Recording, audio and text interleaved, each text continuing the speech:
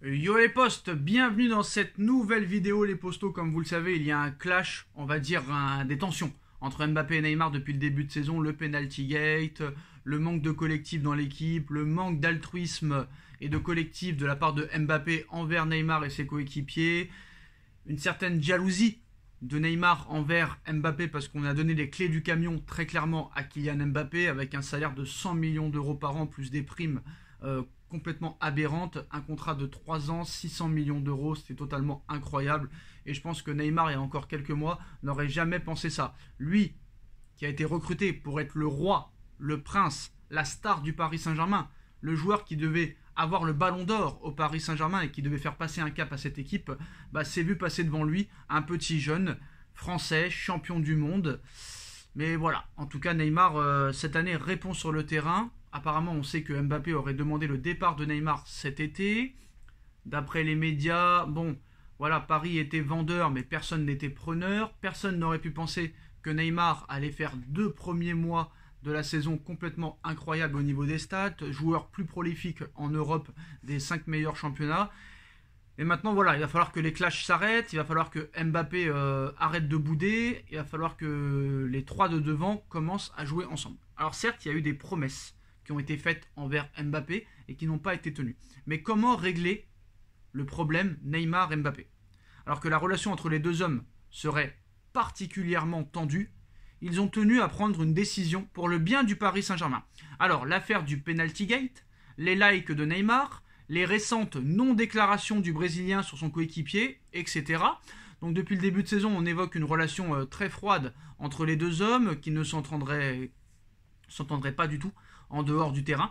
Dans son édition du jour, l'équipe dévoile les dessous des rapports conflictuels entre les deux hommes avec une intervention de Marquinhos et de Sergio Ramos pour apaiser les tensions au lendemain du penalty gate le 13 août dernier face à Montpellier. Alors vient ensuite ce match face à la Juve, début septembre, où Neymar s'agace aussi de certains choix du français sur le terrain, et cette fois c'est Messi qui a dû jouer le rôle de médiateur. La vedette du vestiaire serait notamment lassé du comportement de l'ancien monégasque qu'il jugerait trop arrogant. Alors Neymar trouve Mbappé trop arrogant. Mais dans le même temps, le journal dévoile que Neymar et Mbappé vont tout faire pour que leurs problèmes individuels n'affectent pas le collectif et le vestiaire. Il va falloir mettre les égos au placard. Très clairement, les deux stars veulent aussi calmer le jeu et ne veulent pas que leurs affaires cristallisent l'attention des médias ni portent préjudice au Paris Saint-Germain.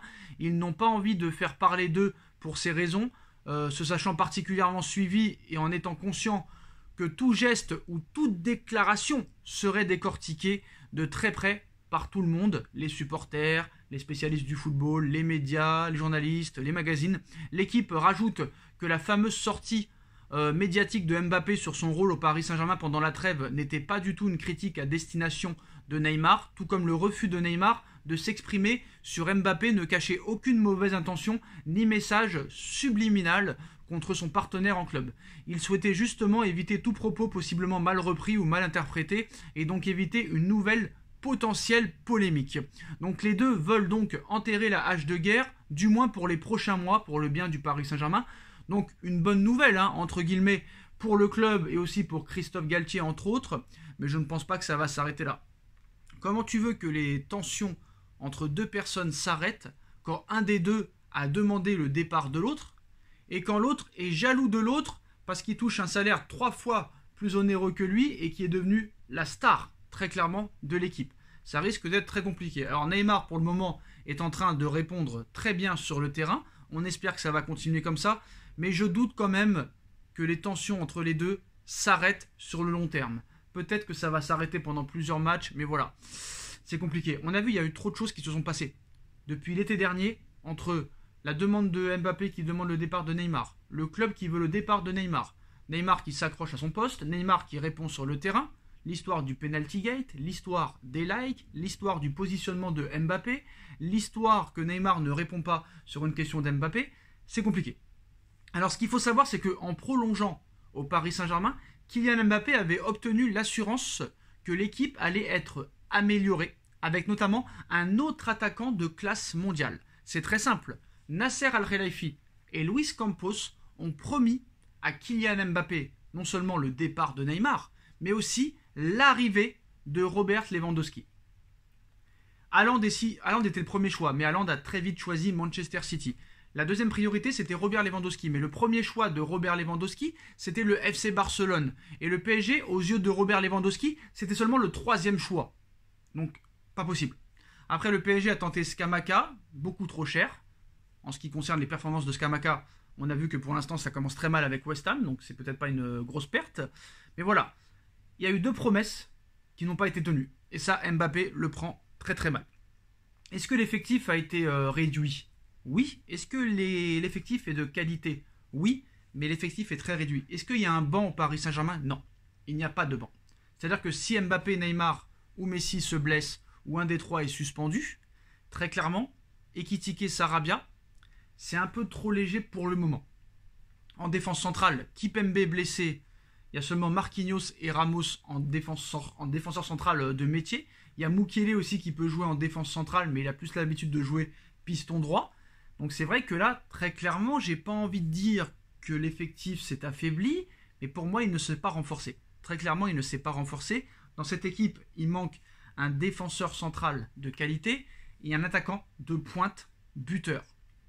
Killer, tueur. Très clairement. Du style Lewandowski et Skriniar. Même si Skriniar ne fait pas le meilleur début de saison de sa carrière. Alors, d'un côté, tu as Mbappé qui est frustré, qui est dans beaucoup d'affaires. L'affaire avec Neymar. Des promesses qui n'ont pas été tenues. Il s'est clashé avec le Real Madrid pour ça. L'histoire des droits d'image, l'histoire de la FFF, l'histoire de l'affaire Pogba et le marabout, l'histoire Amraoui Diallo, ça commence à faire beaucoup.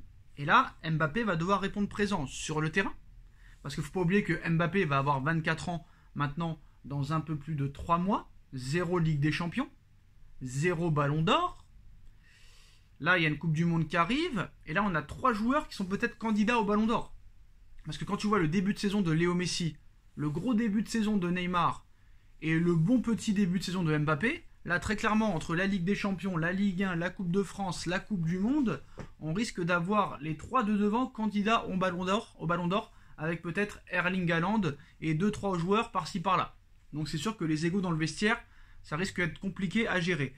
Avec Messi, il n'y aura pas de problème. Messi se fout de ça. Messi ne pense qu'au terrain. Messi pense football, mange football, dort football. Neymar et Mbappé, ça paraît plus compliqué.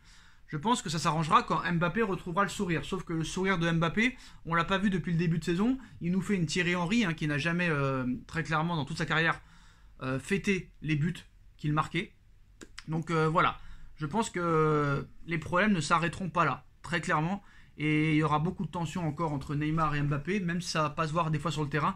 Tout va être scruté. Voilà, les passes faites de Mbappé à Neymar, les passes de Neymar faites à Messi. Très clairement, ça risque d'être chaud. On ne sait pas ce qui va se passer, mais en tout cas, il y a une Coupe du Monde, très clairement, dans moins de 2 mois. Et je pense que c'est la priorité de chacun pour l'instant. Voilà, la Coupe du Monde est dans 2 mois. Et ça, il faut en être conscient. Donc je pense que les 3 de devant ont tout intérêt à jouer ensemble, à être performants ensemble, à être prolifiques ensemble, à marquer des buts, à faire des passes décisives et à jouer dans un très bon triangle. Quoi qu'il en soit, le PSG devra faire un gros mercato cet hiver s'il veut aller très loin en Ligue des Champions, les Postos. Voilà, dites-moi en commentaire ce que vous en pensez. On like, on partage, on commente, on s'abonne et on se retrouve très vite pour une nouvelle vidéo, les Postos. Tchuss.